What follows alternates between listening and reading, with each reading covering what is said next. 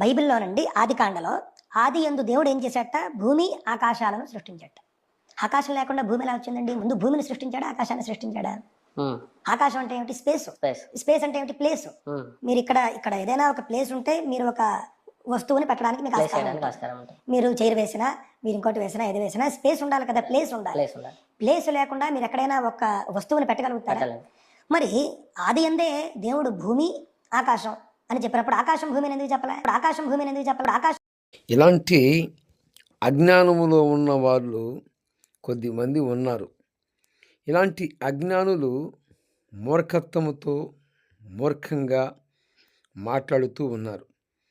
మనకి ఈ యొక్క భారతదేశంలో మరి మాతృభూమి, మాతృమూర్తిని అంటే జన్మనిచ్చిన మొట్టమొదటిగా అమ్మని, మరి నాన్నని మనము మరి ఈ యొక్క భారతదేశంలో ఎక్కువగా గుర్తు చేసుకునేది ఎవరినయ్యా అంటే మొదటిగా స్త్రీని గుర్తు చేసుకుంటాం.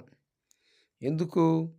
ఈ భారతదేశంలో స్త్రీకి అంత ప్రాధాన్యత ఉంది. ఇతర దేశాల్లో స్త్రీకి అంత ప్రాధాన్యత ఉన్నదా అంటే ఆలోచించాలి.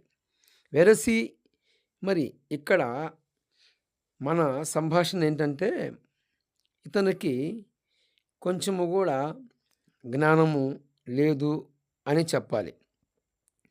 మనము భారతదేశంలో ఉన్నాము గనుక ఎలాగనైనా స్పష్టంగా మరి అర్థం కావాలి అనేది మనకు ముందున్న దేవుని దాసులు, దేవుని యొక్క భక్తులు దేవుణ్ణి పరిచయం చేయాలని తదు విధాలుగా ప్రయత్నం చేశారు.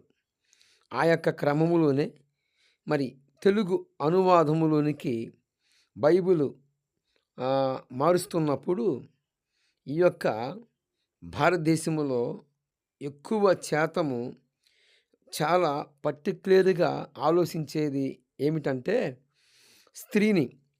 కనుక ఈ యొక్క భారతదేశ ప్రజలకి దేవుణ్ణి పరిచయం చేయాలని మరి తెలుగు అనువాదములో చూస్తే ఆదియందు దేవుడు భూమి ఆకాశములను సృజించాడు అని పరిశుద్ధ గ్రంథమైన బైబిలులో ఆదికాండము మొదటి అధ్యాయములో మనకి అందించబడుతుంది.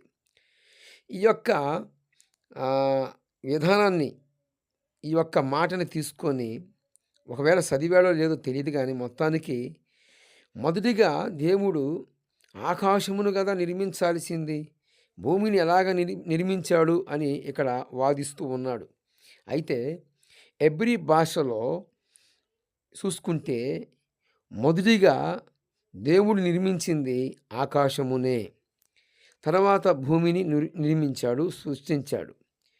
అర్థమయ్యే పరిభాషలో తెలుగు అనువాదములో మనకు ముందున్న భక్తులు సృష్టికర్తని పరిచయం చేయాలి, ఎలాగనైనా నరకాన్ని తప్పించాలి, ఘోరమైన అగ్ని ఉంది, ఆ అగ్నికి పోకుండా ప్రజలని కాపాడాలి, వారికి తెలుసుకుంటే నరకం తప్పుతుందని తదు విధాలుగా మరి మనకు ముందున్న భక్తులు ఎంతో జ్ఞానముతో వారు ప్రయత్నించి వారు ఏం చేశారయ్యా అంటే ఇలాంటి మూర్ఖులు, అజ్ఞానులు ఉంటారని, ఇలాంటి వ్యక్తులకి కూడా తెలియాలని ఫస్ట్ భూమిని అర్థం కావటానికే మాత్రమే అనువాదం మార్చేటప్పుడు అలాగా ఆదియందు భూమి అని చెప్పబడి ఉంది.